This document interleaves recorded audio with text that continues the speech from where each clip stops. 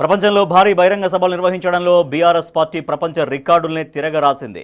ఆ స్ఫూర్తితో CM KCR TRS పార్టీని బీఆర్ఎస్గా మార్చిన తర్వాత ఈ నెల 18న ఖమ్మం నగరంలో తొలిసారిగా భారీ బహిరంగ సభ నిర్వహించనున్నారు. ఈ సభకు ఖమ్మం జిల్లా నుంచే కాకుండా సరిహద్దు జిల్లాల నుంచి జనం ప్రభంజనమై తరలిరానున్నారు. ఇక్కడి నుంచే కేసీఆర్ బీఆర్ఎస్ శంఖారావాన్ని పూరించనున్నారు. జాతిని జాగృతం చేసేందుకు ఇప్పటికే కేసీఆర్ తన ఆలోచన ఆచరణను దేశం ముందు ఉంచారు.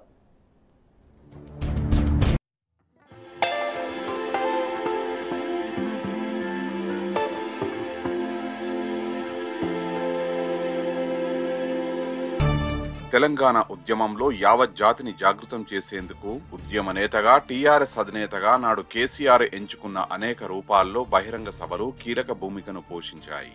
ఆ పరంపరలో 2001లో కరీంనగర్ సింహగర్జన మొదలు 2010 డిసెంబర్ 16న వరంగల్లో జరిగిన తెలంగాణ మహాగర్జన వరకు అనేక బహిరంగ సభలు చరిత్రను సృష్టించాయి. వరంగల్ సభ ఏకంగా ప్రపంచ రికార్డునే సొంతం చేసుకోవడం బీఆర్ఎస్ ఘనతగా చెప్పుకోవచ్చు. నేడు దేశాన్ని మేలుకొల్పే లక్ష్య సాధనలో కేసీఆర్ అదే పంథాను ఎంచుకున్నారు. టీఆర్ఎస్ పార్టీ బీఆర్ఎస్ పార్టీగా రూపాంతరం చెందాక ఖమ్మం గడ్డపై ఈ నెల 18న నిర్వహించే బహిరంగ సభ మరో చరిత్రకు వేదిక కానుంది. ఇక్కడి నుంచి కేసీఆర్ బీఆర్ఎస్ శంఖారావం పూరించనున్నారు. తెలంగాణ మహాగర్జన ప్రపంచ రికార్డు. యూపీఏ సర్కారు 2009 డిసెంబర్ 9న ప్రత్యేక తెలంగాణ ప్రకటన చేసింది. అయితే సమైక్యాంధ్ర ఉద్యమంతో యూటర్ను తీసుకోవడంతో కేంద్ర ప్రభుత్వానికి తెలంగాణ వాడు సత్తా చూపాలని పార్టీ అధినేత కేసీఆర్ నిర్ణయించారు.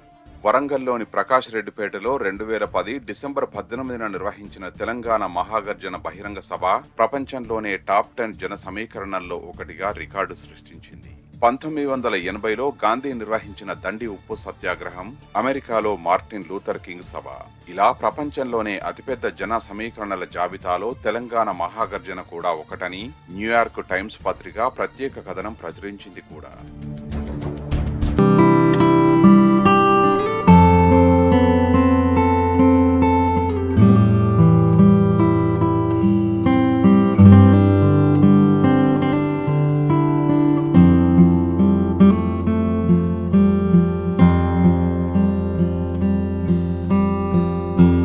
పార్టీ ఆవిర్భావ సభ తర్వాత కొద్ది రోజులకే హన్మకొండ జూనియర్ కాలేజీ మైదానంలో నిర్వహించిన బహిరంగ సభ కీలక మలుపు తిప్పింది. ఆ రోజే ప్రభుత్వం స్థానిక సంస్థలకు ఎన్నికల షెడ్యూల్ విడుదల చేసింది. స్థానిక సమరంలోకి అడుగు పెట్టబోతున్నామని పార్టీ అధినేత కేసీఆర్ ప్రకటించారు. ఆ ఎన్నికల్లో పార్టీ విజయఢంకా మోగించి తెలంగాణ ప్రత్యేక ఆకాంక్షను చాటింది.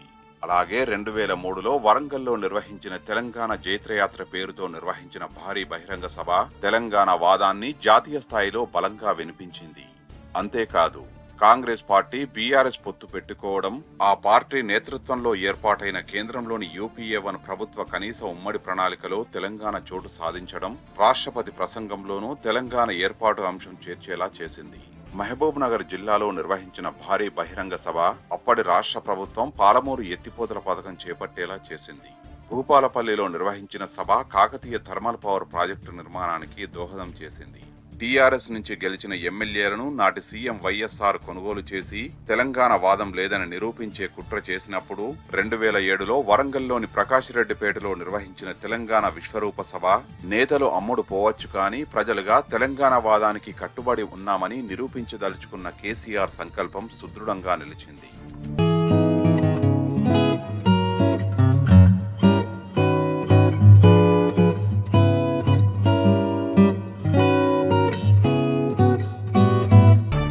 తెలంగాణ రాష్ట్ర ఏర్పాటు అనంతరం 2017 ఏప్రిల్ 27న వరంగల్లో నిర్వహించిన టీఆర్ఎస్ పార్టీ 18వ వార్షికోత్సవం సందర్భంగా రైతు బంధు, మిషన్ భగీరథ, మిషన్ కాకతీయ సహా ప్రాజెక్టుల రీడిజైనింగ్, ఆసరా పింఛన్లు, గ్రామీణ ఆర్థిక వ్యవస్థ బలోపేతానికి చేపట్టే చర్యల్ని సీఎం కేసీఆర్ వెల్లడించారు. అలాగే 2018 సెప్టెంబర్ 2న కొంగరకలాన్లో నిర్వహించిన ప్రగతి నివేదన సభలో ఆత్మగౌరవ రికార్డు నెలకొల్పింది. టీఆర్ఎస్ పార్టీ ఆవిర్భవించిన అనంతరం సీఎం కేసీఆర్ 2001 నవంబర్ 17న ఖమ్మంలో నిర్వహించిన ప్రజాగర్జన అక్కడి ప్రజల్లో తెలంగాణ వాదాన్ని నూరిపోసింది. అలాగే ఈ నెల 18న బీఆర్ఎస్ గా రూపాంతరం చెందిన తర్వాత తొలిసారిగా పార్టీ అధినేత సీఎం కేసీఆర్ నిర్వహించే భారీ బహిరంగ సభపై దేశవ్యాప్తంగా ఉత్కంఠ నెలకొన్నది. శిబు సోరెన్, అజిత్ సింగ్, శరద్ పవార్, దేవేగౌడ, రామ్దాస్, ఉమాభారతి, ముక్తి మహమ్మద్ సయీద్, స్వామి అగ్నివేష్ ఇలా ఎంతో మంది ప్రముఖులను సీఎం కేసీఆర్ నాడు తెలంగాణ గడ్డకు ఆహ్వానించారు. దేశం గుణాత్మకంగా అభివృద్ధి చెందాలని, గెలవాల్సింది పార్టీలు కాదని ప్రజలు గెలవాలని సీఎం కేసీఆర్ కలగంటున్న స్వప్నానికి సాక్షులుగా ఖమ్మం సభకు ముఖ్యమంత్రులైన అరవింద్ కేజ్రీవాల్, భగవంత్ మాన్, పినరయ్ విజయన్, మాజీ సీఎం అఖిలేష్ యాదవ్ సహా దేశ నలుమూలల నుంచి వివిధ రాజకీయ పార్టీలు, వివిధ రంగాల నిపుణులు హాజరు కానున్నారు. జాతి ముఖ చిత్రాన్ని మార్చేందుకు సీఎం కేసీఆర్ దగ్గరున్న ప్రణాళిక